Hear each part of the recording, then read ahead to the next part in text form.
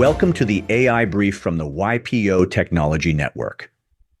I'm Stephen Forte.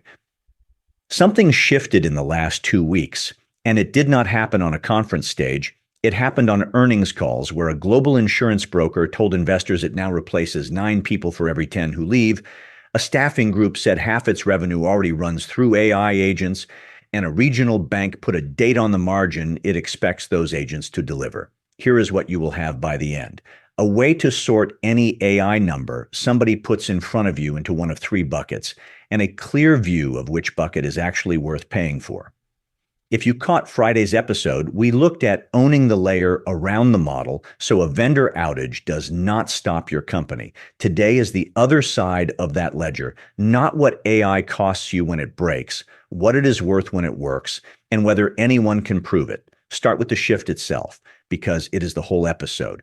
For 2 years, AI numbers lived in vendor presentations, a slide, a logo, a percentage, no name attached. Nobody is liable for a slide. In the last 2.5 weeks, those numbers moved. They moved onto earnings calls and into forward guidance where a chief executive says them out loud to investors with the securities lawyers in the room and a transcript that gets read back to them in a year. A vendor's case study is a postcard. Guidance is a mortgage application. 3 companies. Not one of them is a technology company. Start with WTW, Willis Towers Watson, the global insurance broker and advisory firm. On their second quarter call on the 30th of July, Chief Executive Carl Hess said this about their retirement actuarial business. I'm quoting, "Standardization, process improvement, and automation are allowing us to backfill roles globally at a rate of 9 for every 10 leavers." Sit with that sentence because it is the AI headcount story in its actual form. Nobody was laid off, no announcement, no severance line, no press release. 10 people leave for the ordinary reasons people leave and 9 desks get filled. Do that for a few years and the organization is materially smaller and nobody can point to the day it happened. A layoff is a burst pipe. This is a slow leak. Slow leaks are much harder to notice and much harder to argue with. We talked in late July about growth and headcount coming unbolted. This is what it sounds like when a chief executive has to describe it to investors. Give WTW real credit for saying it plainly. Most companies running that ratio would call it disciplined workforce planning and move on. They put the money on the record too. A program they call Propel, roughly $400 million in run rate savings. That is the annual saving once it is fully in place on an investment of about $625 million. Supporting a target operating margin of about 30% by the end of 2028. Underneath it, the operating detail, scheduled insurance documents that used to take 4 hours now take about 5 minutes. Real estate premium allocations that took 2 to 4 weeks now take minutes. Second company, Adecco, the global staffing group. On their call on the 6th of August, they said 50% of group revenue is now enabled by AI agents. That is their own definition, and here is what it means. The agents run search, matching, first contact, and onboarding, and the recruiters handle the human part. They hit 50% ahead of their own year-end target and raised it to 70% by the end of 2026. And here is the part I would steal. Adecco has a fixed cost contract with its AI provider for unlimited volume. Think about what that solves. The most common objection I hear to scaling AI is that the bill is unpredictable. Adecco did not build a clever routing system to manage that. They did not architect around it. They negotiated it away. A staffing company solved the AI cost problem with procurement. Third, Customers Bancorp, a regional bank in the United States, their underwriting pilot cut commercial loan readiness to close by 85%, from an industry norm of 30 to 60 days down to 7. Say the word pilot out loud because that is what it is, but the guidance is not a pilot.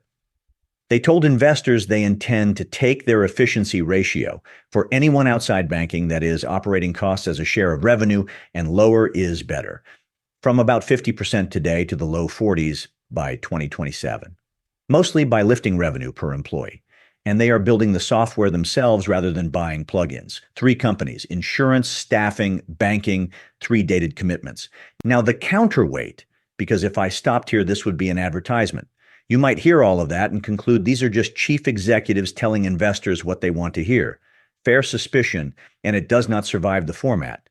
Flattery does not come with a dated margin target you get measured against in 18 months, but the same quarter also produced the most flattering headline numbers in 30 years, and most of that flattery has nothing to do with AI working.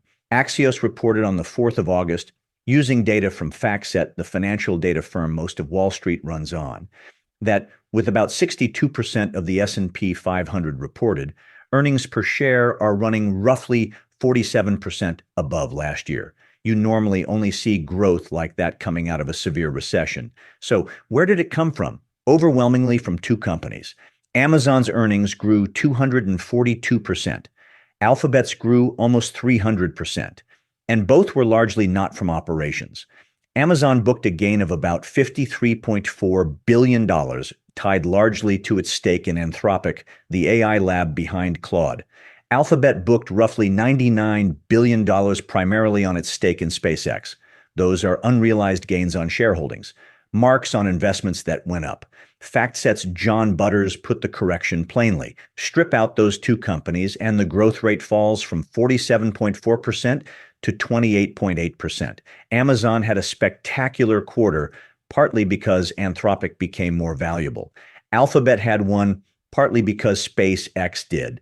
Both are fine investments. Neither is a business getting better at its business. There is a second distortion underneath, and it matters more to you. When your company spends money on wages, it comes straight off revenue as an expense. When a company spends money building a data center, it does not. It goes onto the balance sheet as property, and the cost is recognized slowly over years as depreciation. Meanwhile, the companies selling into that construction book their revenue and their profit immediately. So the system reports the income now and the bill later. It is a construction boom seen from the contractor's side of the table. The builders look magnificent. The owner's mortgage statement arrives for the next decade, then the hardest case, and I'm not going to dodge it. Block, the payments company behind Square and Cash App, reported on the 5th of August. Gross profit up 25% to $3.17 billion, a record operating margin of 27%. Guidance raised.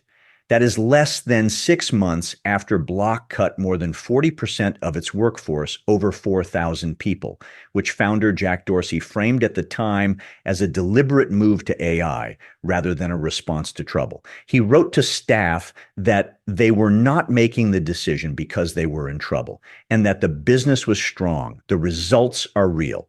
What they do not settle is the cause. Ethan Mollick, the Wharton professor who studies this, said at the time that it is hard to imagine a sudden firm-wide efficiency gain of 50% or more that justifies cuts of that size.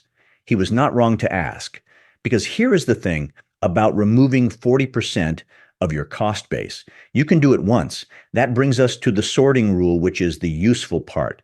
There are only 3 kinds of AI number, and they are not equal. The first, a cost avoided. 4 hours became 5 minutes.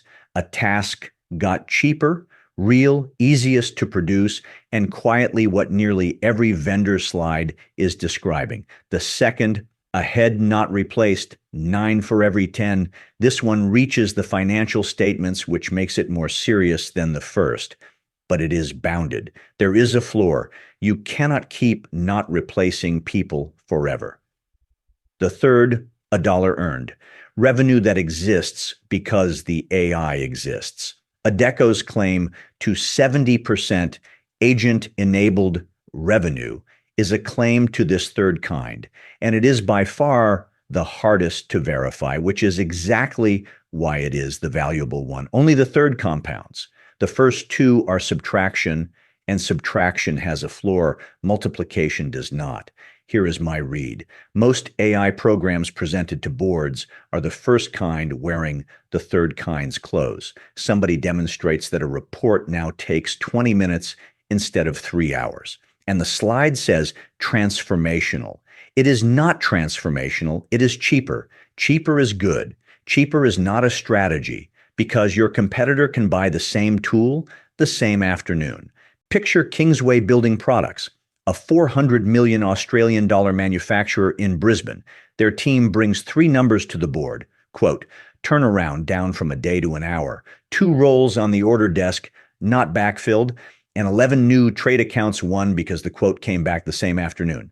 Same program, three numbers, only the third one is worth anything to an acquirer because only the third one is growth. If I were sitting in your seat this week, I would take whatever AI number your team is proudest of and ask which of the three it is, not whether it is true, which kind it is. That single question separates a cost program from a growth program, and most companies genuinely do not know which one they are running. And here is what struck me putting this together. WTW, Adecco, and Customers Bancorp were all more rigorous about their AI numbers than the stock market was about its own. Each of them named a process, gave a baseline, and put a date on it. The headline index number, the 47% that made all the papers, had no baseline, no process, and two enormous investment marks buried inside it. The individual companies did the work. The aggregate did not. Last Thursday, we said the standard for any AI claim should be a named customer with a number you could falsify.